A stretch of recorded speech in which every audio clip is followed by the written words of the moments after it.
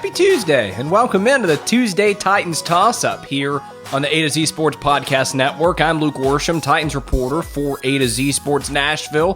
What do we do every week on the TTT, the Tuesday Titans Tossup? Well, I'll let you know. Every week we toss up a topic related to the Titans offseason, and I will tell you everything you need to know about that topic in less than 10 minutes. This week's topic is a fun one as we start to look ahead to the NFL draft and the rest of the offseason.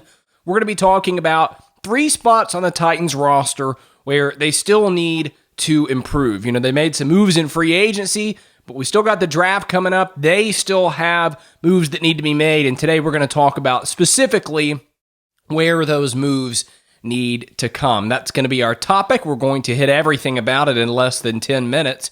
But first, I want to remind you that the TTT, the Tuesday Titans Tossup, is brought to you by Hecklin, Braden, and Smiley Family and Cosmetic Dentistry here in Nashville. Now, Dr. Hecklin and his team understand that it can feel overwhelming, it can feel difficult, and it can feel confusing as you try to find someone to take care of your family and their dentistry needs. And that's why Doctors Hecklin, Braden, and Smiley make every effort to treat their patients as family. And I can certainly attest to that. My last teeth cleaning was courtesy of them, and I can attest to the fact that they do indeed treat their patients like family. They're friendly, they're compassionate, and they understand that, look, some folks just don't like going to the dentist, but we have to do it, and they make sure that everyone who walks in their doors is comfortable. They've served their patients in West Nashville for over 40 years at this point, so they're experienced and they know what they're doing. So if you've got any kind of dentistry needs, whether that's a routine checkup for you or your family or some sort of cosmetic situation, Doctors Hecklin, Braden, and Smiley where you need to go. They're open 5 days a week, which you can't say about every dentist here in town, and they're very conveniently located near the West End area. And if you want to make an appointment, you can do that by going to drhecklin.com, and when you do, you will find out where great smiles get noticed. 3 positions, 3 spots on the Titans roster where they still could stand, or where they still need to add talent ahead of the 2022 season. What's interesting is I sat down and I thought about this topic as immediately 3 positions came to my mind. I didn't even start with the number. I just said, well, we'll talk about however many positions we need to talk about. And then I realized there were 3, really. And then I also realized that all 3 of those positions are on the offensive side of the ball. We're going to start with wide receiver. This may be the most important one for the Titans to add before the regular season gets started. The Titans have got to get better at wide receiver. I think they've already gotten a little bit better at wide receiver this offseason, because as I wrote in a column at A2Zsports.com, what they essentially did in releasing Julio Jones is they traded him for Robert Woods. If you want to look at it this way, the Titans really practically, though they didn't really send Jones to the Rams, what sort of happened is they traded Julio Jones and a 6th-round draft pick for Robert Woods, because getting rid of Julio Jones gives them post-June 1st cap relief, and that money will help them to afford Robert Woods' contract. But here's the thing.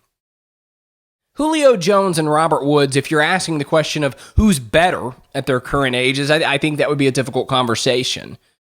But if the question is who is more likely to be more valuable and who is more likely to be available, then obviously Robert Woods is the answer to that question, or those questions. But that's not enough. Robert Woods makes the Titans better, but he doesn't make them as good as they need to be. Because even before the Titans got rid of Julio Jones, they needed a wide receiver. And swapping Julio Jones for Robert Woods doesn't change that. Because if the season were to start today, and it doesn't, but if the season were to start today, the Titans' 3rd wide receiver would be Nick Westbrook-Ikhine. Now, I like NWI. He's a nice guy, and he's a good player in certain contexts. I think he helped the Titans win games, certainly in 2021, and I think he adds value to the roster as a backup reserve type of player who can come in and fill a spot in the event of injury. But Nick Westbrook-Ikhine is not the level of player that you want to have as your primary third option in 3 wide receiver, 11 personnel formations. And that's who the Titans have yet to find this offseason. That third legitimate option to put alongside Robert Woods and A.J. Brown to give Ryan Tannehill 3 legitimate options when everyone is healthy. And so, really, I think the Titans could stand to add 2 wide receivers in the draft, especially with how disappointing Des Fitzpatrick wound up being in his rookie season. And I still think that there's a very high chance Des Fitzpatrick does not make the team coming out of training camp again for the second year in a row of his career. All of that to say, wide receiver, though the Titans did make the big move with Robert Woods, is still a need for this team. Another position that is still a need for this team, despite a big free agency move, is tight end. The Titans did go out and get Austin Hooper, the former Falcons and Browns tight end, and he's going to come in and he's going to make them a lot better because Austin Hooper is a significant improvement from what the Titans had at the tight end position in 2021. But right now, if you look at this team's tight ends, it's Hooper, it's Jeff Swaim, who I'm not a very big fan of at all. It's Tommy Hudson, and it's Briley Moore, who suffered a severe injury in training camp last year.